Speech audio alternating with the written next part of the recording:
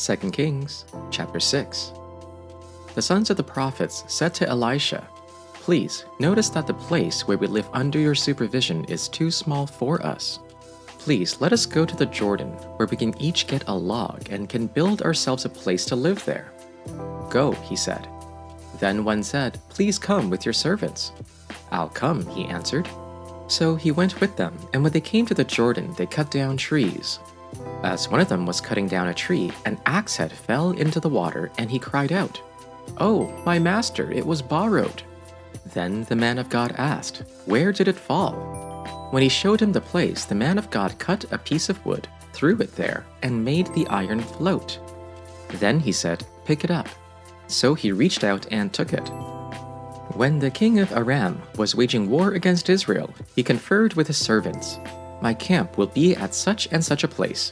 But the man of God sent word to the king of Israel, "Be careful passing by this place, for the Arameans are going down there." Consequently, the king of Israel sent word to the place the man of God had told him about. The man of God repeatedly warned the king, so the king would be on his guard. The king of Aram was enraged because of this matter, and he called his servant and demanded of them, "Tell me, which one of us is for the king of Israel?" One of the servants said, "No one, my lord the king. Elisha, the prophet in Israel, tells the king of Israel even the words you speak in your bedroom." So the king said, "Go and see where he is, so I can send men to capture him." When he was told, "Elisha is in Dothan." So he sent horses and chariots there and a great army. They came by night and surrounded the city. When an attendant of the man of God rose early in the morning and went out, an army with horses and chariots was all around the city. His servant said, "Alas, master, what shall we do?" He replied, "Do not be afraid, for there are more with us than there are with them." Then Elisha prayed, "O Lord, open his eyes that he may see." So the Lord opened the eyes of the servant, and he saw. The mountain was full of horses and chariots of fire all around Elisha. When the Arameans came down against him, Elisha prayed to the Lord and said, "Strike this people, please, with blindness." So he struck them with blindness as Elisha had asked. Elisha said to them, "This is not the way, this is not the city. Follow me, and I will bring you to the man whom you seek." And he led them to Samaria. As soon as they entered Samaria, Elisha said, "O Lord, open the eyes of these men so that they may see." The Lord opened their eyes, and they saw that they were inside Samaria. When the king of Israel saw them, he said to Elisha, "Father, shall I strike them? Shall I strike them?" He answered, "No. Would you strike those whom you have taken captive with your sword and with your bow? Set food and water before them so that they may eat and drink, and let them go to their master." So he prepared for them a great feast. After they ate and drank, he sent them on their way, and they went to their master. And the Arameans no longer came raiding into the land of Israel. Sometime later, King Ben-Hadad of Aram mustered his entire army. He marched against Samaria and laid siege to it. As the siege continued, famine in Samaria became so great that a donkey's head was sold for 80 shekels of silver and 1/4 of a cab of dove's dung for 5 shekels of silver. Now, as the king of Israel was walking on the city wall, a woman cried out to him, "Help, my lord king!" The king replied, "If the Lord does not help you, where can I get help for you? From the threshing floor? From the winepress?" Then he asked her, "What's the matter?" She answered, "This woman said to me, 'Give up your son so we may eat him today, and tomorrow we'll eat my son.' So we cooked my son and ate him. The next day I said to her, 'Give up your son so we may eat him.' But she had hidden him." When the king heard the woman's words, he tore his robes. As he went along the wall, the people looked, and they saw that under his robes he had sackcloth on his body. He said, "May God deal with me, be it ever so severely, if the head of Elisha, son of Shaphat, remains on his shoulders today." Now Elisha was sitting in his house, and the elders were sitting with him. The king sent a messenger ahead, but before he arrived, Elisha said to the elders, "Don't you see how this murderer is sending someone to cut off my head? Look, when the messenger comes, shut the door and hold it shut against him. Is not the sound of his master's footsteps behind him?" while he was still talking to them, the messenger came down to him. The king said, "This disaster is from the Lord. Why should I wait for the Lord any longer?"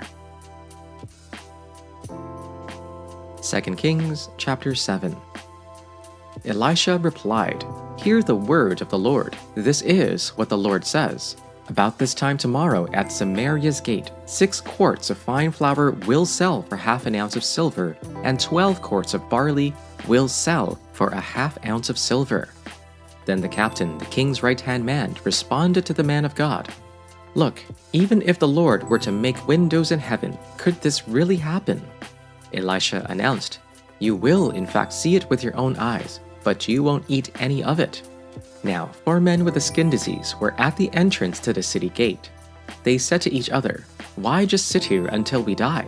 If we say, 'Let's go into the city,' we will die there because the famine is in the city. But if we sit here, we will also die. So now, come on, let's surrender to the Arameans' camp. If they let us live, we will live. If they kill us, we will die." So the diseased men got up at twilight to go to the Arameans' camp. When they came to the camp's edge, they discovered that no one was there, for the Lord had caused the Aramean camp to hear the sound of chariots, horses, and a large army. The Arameans had said to each other, "The king of Israel must have hired the kings of the Hittites and the kings of Egypt to attack us." So they had gotten up and fled at twilight, abandoning their tents, horses, and donkeys.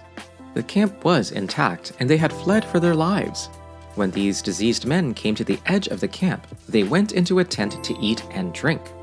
Then they picked up the silver, gold, and clothing and went off and hid them. They came back and entered another tent, picked things up, and hid them. Then they said to one another, "What we are doing is wrong. This is a day of good news. If we are silent and wait until the morning light, we will be found guilty. Therefore, let us go and tell the king's household." So they came and called to the gatekeepers of the city and told them, "We went to the Aramean camp, but there was no one to be seen or heard there. Nothing but the horses tied, the donkeys tied, and the tents as they were." Then the gatekeepers called out and proclaimed it to the king's household. The king got up in the night and said to his servants, "I will tell you what the Arameans have prepared against us. They know that we are starving, so they left the camp to hide themselves in the open country, thinking, 'When they come out of the city, we shall take them alive and get into the city.' One of his servants said, 'Let some men take 5 of the remaining horses, since those left here will suffer the fate of the whole multitude of Israel that have perished already. Let us send and find out.' So they took 2 mounted men, and the king sent them after the Aramean army, saying, 'Go and find out.' So they went after them as far as the Jordan. The whole way was littered with garment and equipment that the Arameans had thrown away in their haste. So the messengers returned and told the king. Then the people went out and plundered the camp of the Arameans. So a measure of choice meal was sold for a shekel, and 2 measures of barley for a shekel, according to the word of the Lord. Now the king had put the officer on whose arm he leaned in charge of the gate, and the people trampled him in the gateway, and he died, just as the man of God had foretold when the king came down to his house. It happened as the man of God had said to the king. About this time tomorrow, a seah of the finest flour will sell for a shekel, and 2 seahs of barley for a shekel at the gate of Samaria. The officer had said to the man of God, "Look, even if the Lord should open the floodgates of heaven, could this happen?" The man of God had replied, "You will see it with your own eyes, but you will not eat any of it." And that is exactly what happened to him. For the people trampled him in the gateway, and he died. 2 Kings chapter 8. Elisha said to the woman whose son he had restored to life, "Get ready, you and your household, and go live as a resident alien wherever you can. For the Lord has announced a 7-year famine, and it has already come to the land." So the woman got ready and did what the man of God said. She and her household lived as resident aliens in the land of the Philistines for 7 years. When the woman returned from the land of the Philistines at the end of 7 years, she went to appeal to the king for her house and field. The the king had been speaking to Gehazi, the attendant of the man of God, saying, "Tell me all the great things Elisha has done." While he was telling the king how Elisha restored the dead son to life, the woman whose son he had restored to life came to appeal to the king for her house and field. So Gehazi said, "My lord the king, this is the woman, and this is the son Elisha restored to life." When the king asked the woman, she told him the story. So the king appointed a court official for her, saying, "Restore all that was hers, along with all the income from the field from the day she left the country until now." Elisha came to Damascus while King Ben-Hadad of Aram was sick, and the king was told, "The man of God has come here." So the king said to Hazael, "Take a gift with you and go meet the man of God.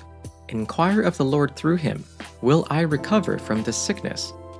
Hazael went to meet Elisha, taking with him a gift, 40 camel loads of all the finest products of Damascus.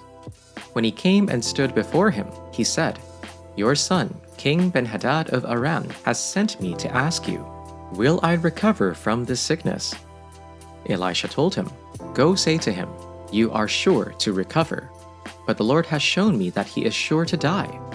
Then he stared steadily at him until he was ashamed. The man of God wept, and Hazael asked, "Why is my lord weeping?"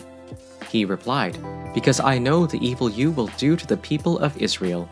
You will set their fortresses on fire. You will kill their young men with the sword. You will dash their children to pieces. You will rip open their pregnant women." Hazael said, "What is your servant, who is a mere dog, that he should do this great thing?" Elisha answered, "The Lord has shown me that you are to be king over Aram." Then he left Elisha and went to his master Ben-Hadad, who said to him, "What did Elisha say to you?" And he answered, "He told me that you would certainly recover." But the next day he took the bedcover and dipped it in water and spread it over the king's face until he died. And Hazael succeeded him. In the 5th year of King Joram, son of Ahab of Israel, Jehoram, son of King Jehoshaphat of Judah, began to reign. He was 32 years old when he became king, and he reigned 8 years in Jerusalem. He walked in the way of the kings of Israel, as the house of Ahab had done, for the daughter of Ahab was his wife. He did what was evil in the sight of the Lord. Yet the Lord would not destroy Judah for the sake of his servant David, since he had promised to give a lamp to him and to his descendants forever. In his days Edom revolted against the rule of Judah and set up a king of their own. Then Joram crossed over to Zaire with all his chariots. He set out by night and attacked the Edomites and their chariot commanders who had surrounded him, but his army fled home. So Edom has been in revolt against the rule of Judah to this day. Libnah also revolted at the same time. Now, the rest of the acts of Joram and all that he did, are they not written in the book of the annals of the kings of Judah? So Joram slept with his ancestors and was buried with them in the city of David. His son, Ahaziah, succeeded him. In the 12th year of Joram, son of Ahab, king of Israel, Ahaziah, son of Joram, king of Judah, began to reign. Ahaziah was 22 years old when he became king, and he reigned in Jerusalem 1 year. His mother's name was Athaliah, a granddaughter of Omri, king of Israel.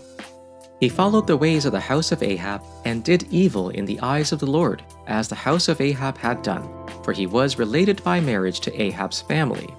Ahaziah went with Joram, son of Ahab, to war against Hazael, king of Aram, at Ramoth-Gilead.